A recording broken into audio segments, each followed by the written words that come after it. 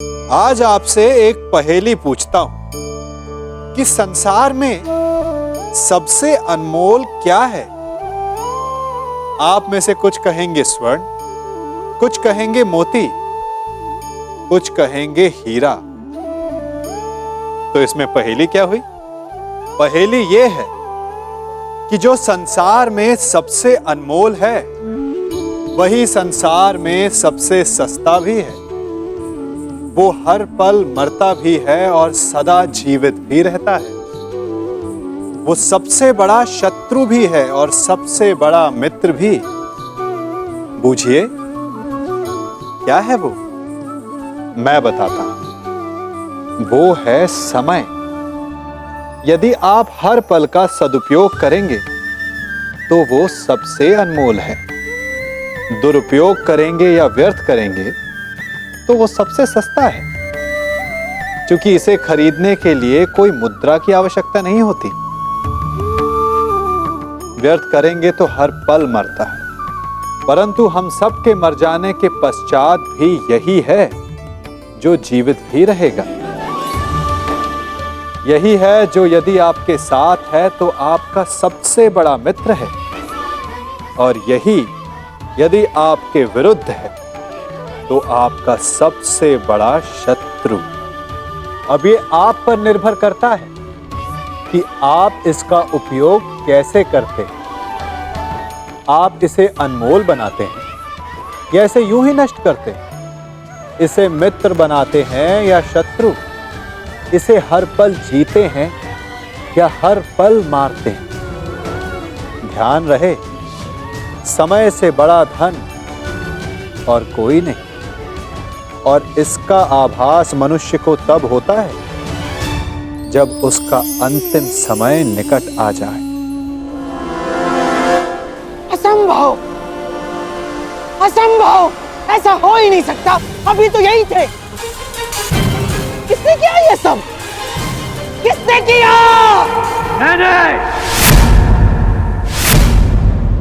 मैंने किया है ये सब गांधार नरेश। मैंने किया है।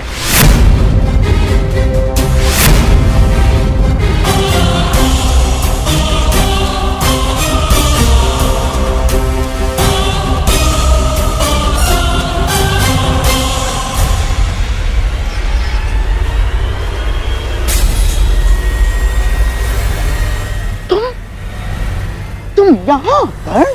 आना पड़ा ताकि युवराज के मस्तक पर एक और छल का कलंक लगने से रोक सकूं। छल तो तुमने किया है हमारे साथ। अंगराज कर्ण, हाथ में आए हुए शत्रु को छुड़वा कर। छल आपने किया है गांधार नरेश, मेरे साथ, हस्तिनापुर के साथ। याद है आपने राज्यसभा में क्या कहा था? आपने कहा था कि पांडवों को अज्ञातवास में पकड़ा ना जाए, उनसे युद्ध की जाए, युद्ध में उन्हें पराजित किया जाए। और यहां कायरों के भांति उन्हें पकड़ने का षड्यंत्र रचा जा रहा है। आप युद्ध क्यों नहीं होने देते गांधार नरेश? और युवराज, कब तक आप इनकी बातों में आकर कुचक्र करते रहेंगे? कब तक आप इनके हाथों हस्तिनापुर को कलंकित करते रहेंगे आप? और कब तक तुम मेरे मार्ग में आते रहोगे कर्ण? कब तक? और कब तक मैं ये तुम्हें समझाता रहूंगा कि युद्ध भूमि में नहीं, मन भूमि में होता है। मन भूमि में युद्ध योद्धा का धर्म है, धर्म है।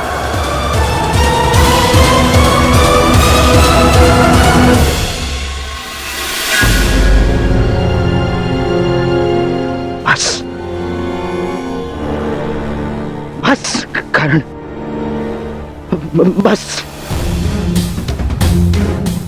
तुम्हारे भाषणों के लिए हमारे पास बहुत सारा समय बचा है, परंतु सूर्यास्त होने में कुछ ही घड़ियां शेष हैं कर्ण।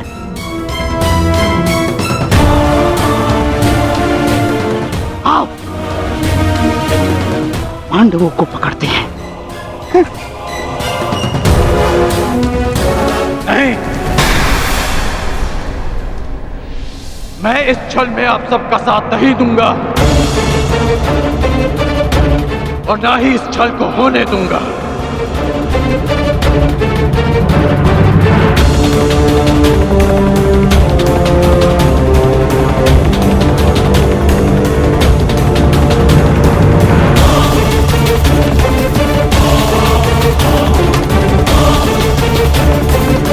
क्या? नहीं जाओगे? तुम हस्तिनापुर के सेवक हो कर्ण, सेवक।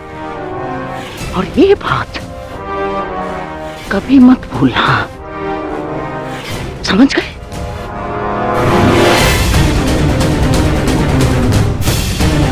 और जयद्रथ हस्तिनापुर के जामाता श्री है। अगर पांडवों ने उन्हें कोई हानि पहुंचाई कर्ण, तो हमारी दुशाला को पीड़ा होगी। और हस्तिनापुर के सेवक होने के नाते तुम्हारा यह कर्तव्य है। तुम जयद्रथ की रक्षा करो। और इसलिए पांडवों को पकड़ना होगा कर्ण। छल नहीं होने दूंगा। बस!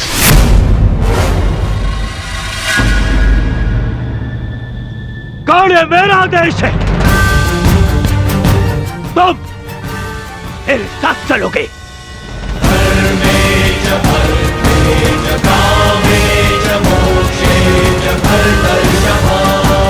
यह हस्तिनापुर के लिए आवश्यक है कर्ण, और मेरी बहन दुशाला के लिए भी। जी युवराज।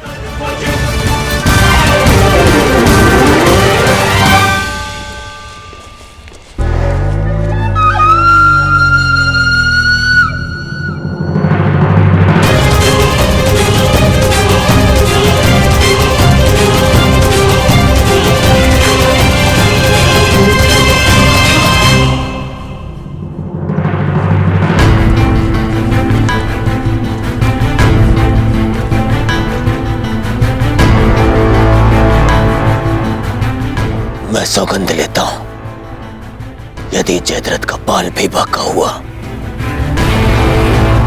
तो मैं उन पांडवों को छोड़ूंगा नहीं।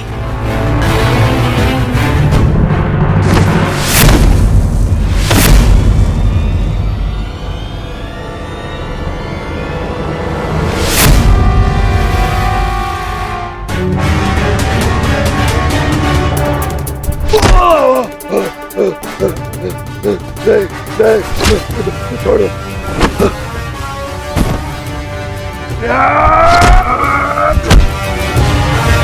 क्षमा कर दो मुझे। तुम्हें क्षमा कर दूं? तुमने पांचाली को छूने का दुस्साहस किया है जयद्रथ।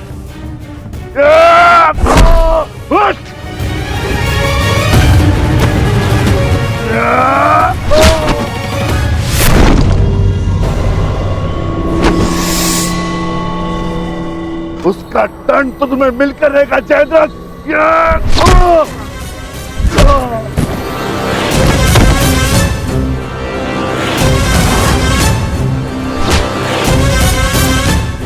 हम पांचों भाई 5 उंगलियां नहीं, एक मुट्ठी हैं। आओ उसका बल दिखाता हूं।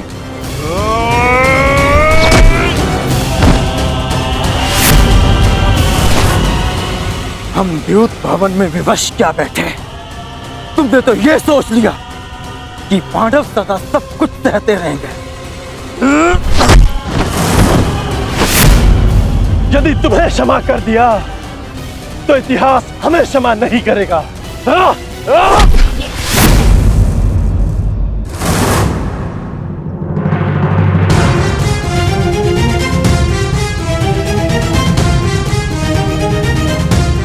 मुझसे भूल हो ये पांचाली, मेरे अपराध को क्षमा करो देवी।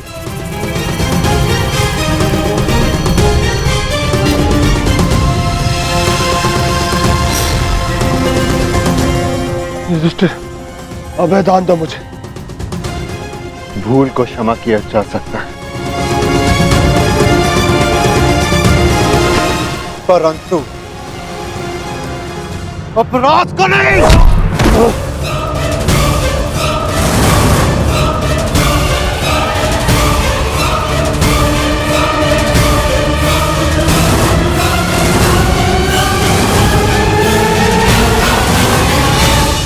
अभय दान दो युधिष्ठिर, तुम्हारी बहन का पति हूं मैं। यही तो विडंबना है कि तुम जैसा धूर्त दुशाला का पति है।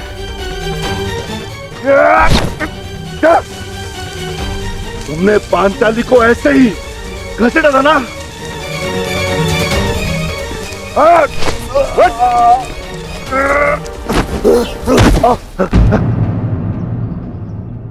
ये तुम्हारा अपराधी है पांचाली, और इसके दंड का निर्णय केवल और केवल तुम ही करोगी।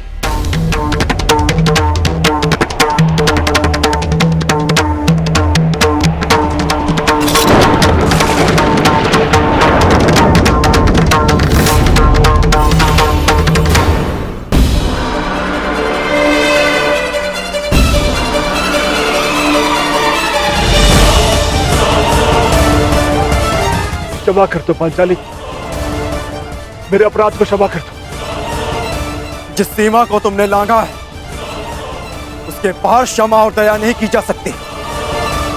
इस अपराध का दंड तुम्हें अवश्य मिलेगा। भाभी श्री पांचाली, आप तो नारी हो, क्या आपके मन में भी दया नहीं?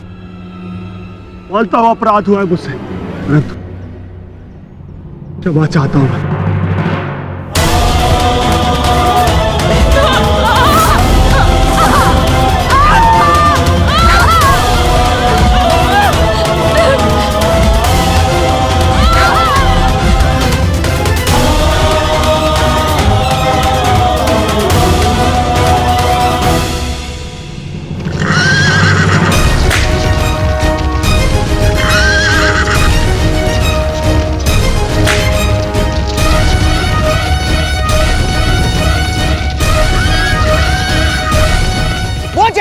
क्षमा नहीं करेंगे दुर्योधन।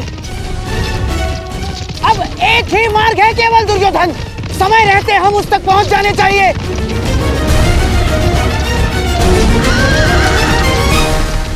नहीं, नहीं, मुझे क्षमा कर दो। नहीं, नहीं, नहीं, नहीं।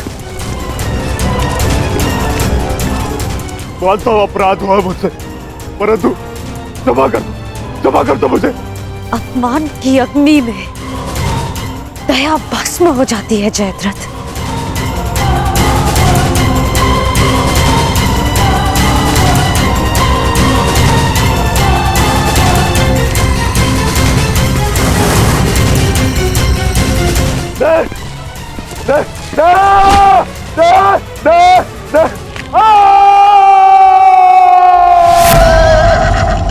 दुर्योधन, ये तो जमाता का स्वर है।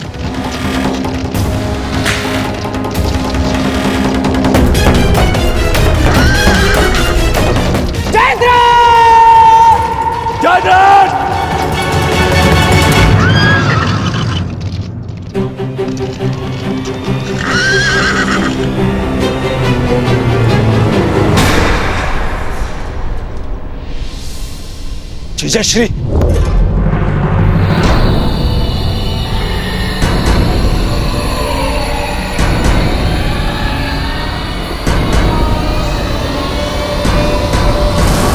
जीजाश्री, जीजाश्री उठिए। जामाता श्री, महाराज जयद्रथ, जयद्रथ। जीजाश्री उठिए, जीजाश्री। जामाता, आंखें खोलिए जयद्रथ, महाराज जयद्रथ। जीजाश्री उठिए, उठिए, उठिए जीजाश्री।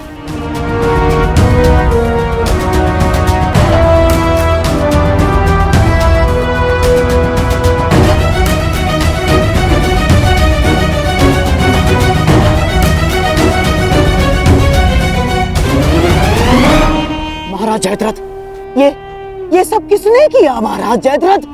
किसने किया बताइए। पांडव कहाँ है? वो चले गए।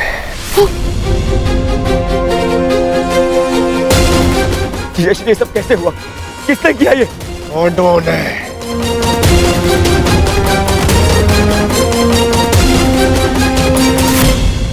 मैं उनके समक्ष बहुत रोया, गिड़गिड़ाया, क्षमा मांगी, परंतु उन्होंने मेरी एक ना सुनी।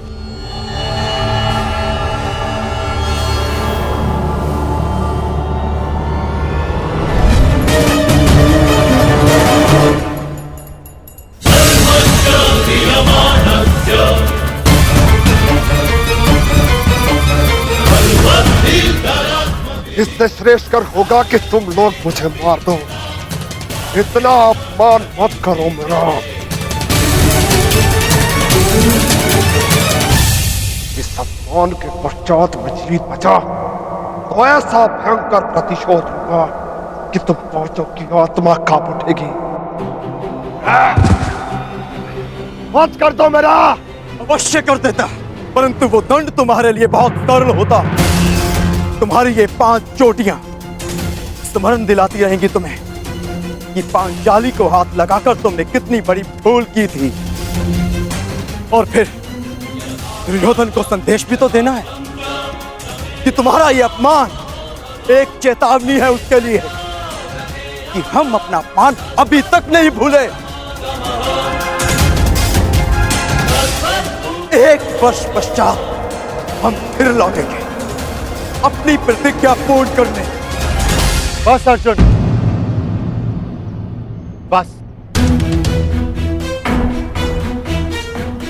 इतना ही पर्याप्त है। चलो। अर्जुन, मैं प्रतिशोध लूंगा।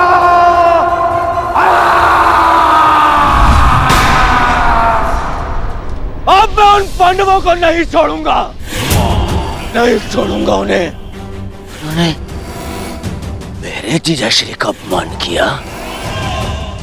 मेरे जीजाश्री का? इनका अपमान करके उन्होंने मुझे दिग्विजयी दुर्योधन को ललकारा है।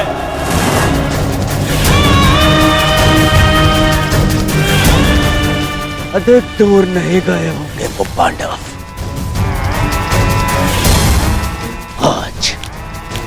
आज और इसी क्षण आज फिर से वनवास भेजूंगा।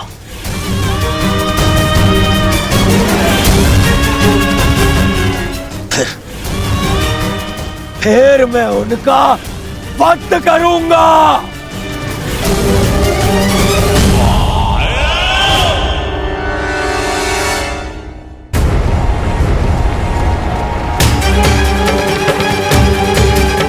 जाओ और जाकर उन पांडवों को लेकर आओ। परंतु युवराज,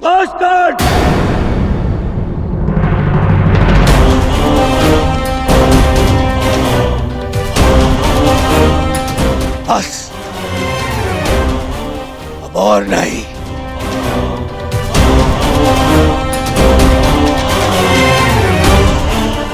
जाओ सैनिकों और जाकर उन पांडवों को अभी इसी क्षण मेरे समक्ष लेकर आओ।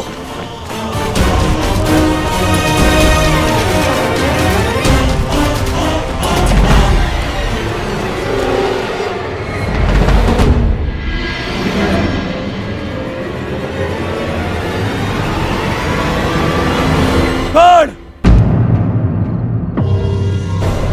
तुम भी जाओगे और ढूंढोगे पांडवों को।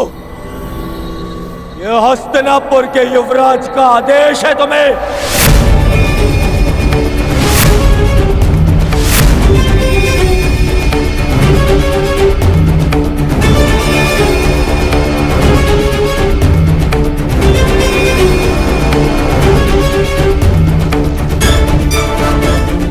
दुर्योधन, मुझे इस पर संदेह है। न जाने मुझे ऐसा क्यों लगता है कि इसने पांडवों को ढूंढ भी लिया, तो ये हमें बताएगा नहीं ना।